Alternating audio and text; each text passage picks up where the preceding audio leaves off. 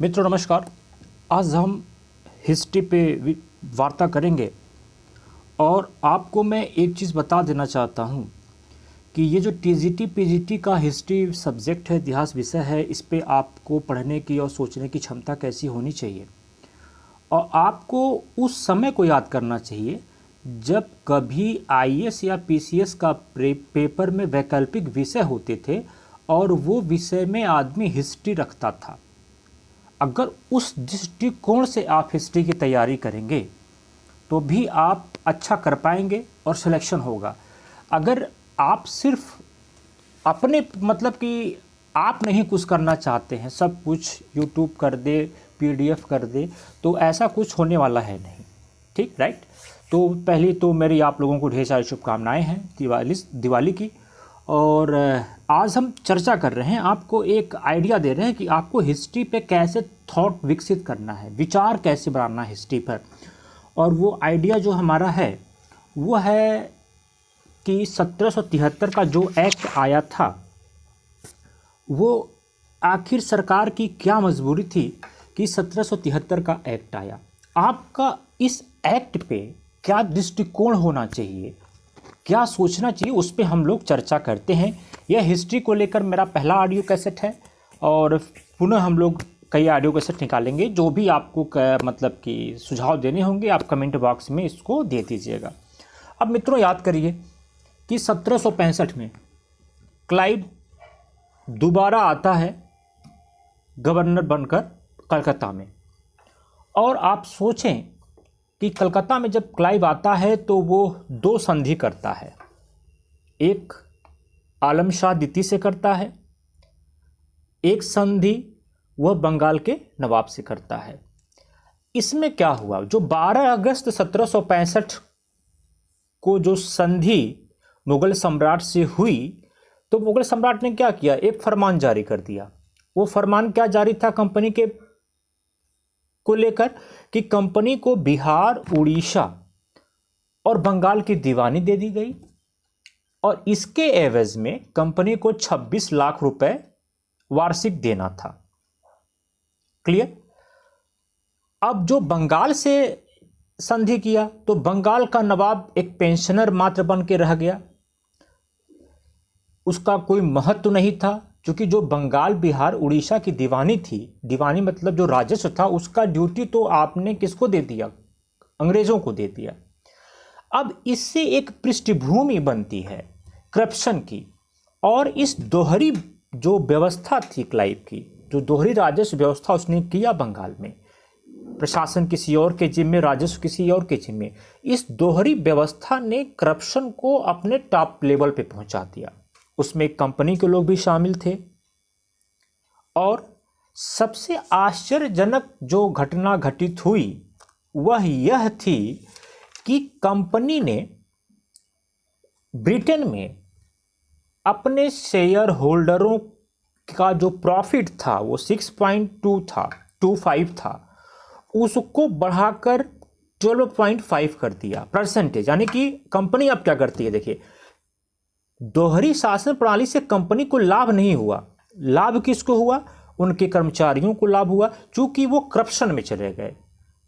जो भी यहाँ से अधिकारी बंगाल जाता, इंग्लैंड जाता था, वो ज़्यादा से ज़्यादा पैसा कमा के जाता था और कंपनी का जो प्रॉफिट था वो स्थिर हो गया। यानी कि कंपनी एक तरीके से लॉस में जाने लगी, कंपनी का क्या होने लगा, घाटा लगा होने। अब इस घाटे ने कंपनी के दुर्भाग्य को आमंत्रित किया।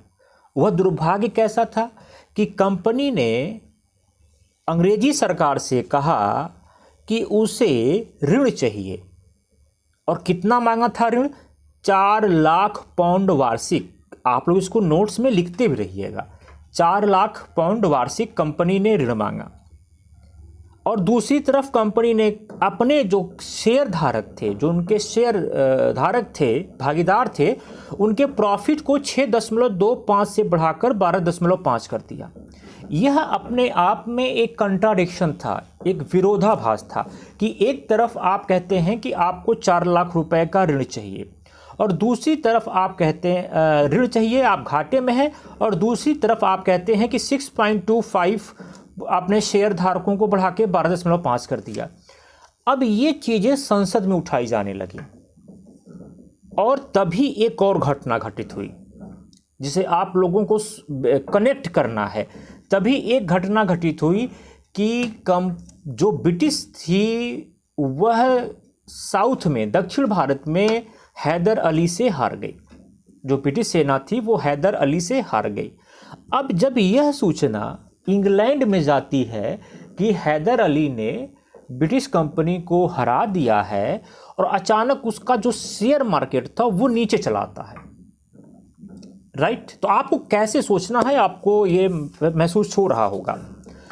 अब ये मामला संसद में गया।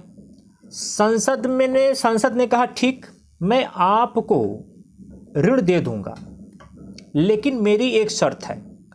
तो लोगों ने कहा कौन सी शर्त है? तो उन्होंने कहा कि मैं नियम पारित करूंगा। 2 अधिनियम पारित किए जाएंगे।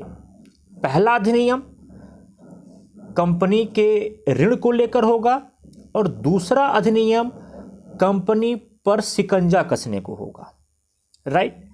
तो इन विरोधाभास को देखते हुए सरकार ने कंपनी की जो प्रार्थना पत्र था उसको स्वीकार कर लिया।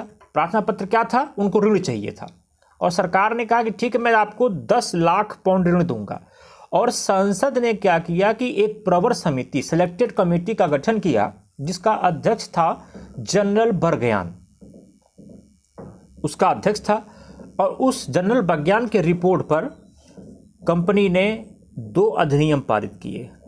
एक अधिनियम कहता है कि कंपनी को 4% वार्षिक ब्याज की दर से, अगर एग्जामिनेशन पूछा गया कितने % वार्षिक ब्याज की दर से, तो आप कहेंगे 4% वार्षिक ब्याज की दर से ऋण दे दिया जाए। एक अधिनियम यह था, कंपनी को 4% के वार्षिक ब्याज पर ऋण दे दिया गया। दूसरा जो अधिनियम आया वह रेगुलेटिंग एक्ट, यानी कि provisions of the regulating act जो आया 1773, द रेगुलेटिंग एक्ट 1773, यानी कि कंपनी का करप्शन ने ये विवश कर दिया कि ब्रिटिश को रेगुलेटिंग एक्ट लाने के लिए, यानी कि ब्रिटिश सरकार ने, ऐसे नहीं हुआ कि आँख खुली और उसने रेगुलेटिंग एक्ट ला दिया। रेगुलेटिंग एक्ट की पृष्ठभूमि 1765 के दोहरी व्यवस्था में ही बन चुकी थी और इस रेगुलेटिंग एक्ट ने 2 प्रकार का बदलाव किया। एक भारत में बदलाव हुआ, दूसरा बदलाव ब्रिटेन में हुआ। अब भारत में कैसा बदलाव हुआ और ब्रिटेन में कैसा बदलाव हुआ, इसके लिए हम लोग अगले वीडियो पर चर्चा करेंगे, जिसका नाम ही होगा 1773 का रेगुलेटिंग एक्ट। अगर आपको अच्छा लगा हो तो आप इसे लाइक करें, शेयर करें। धन्यवाद।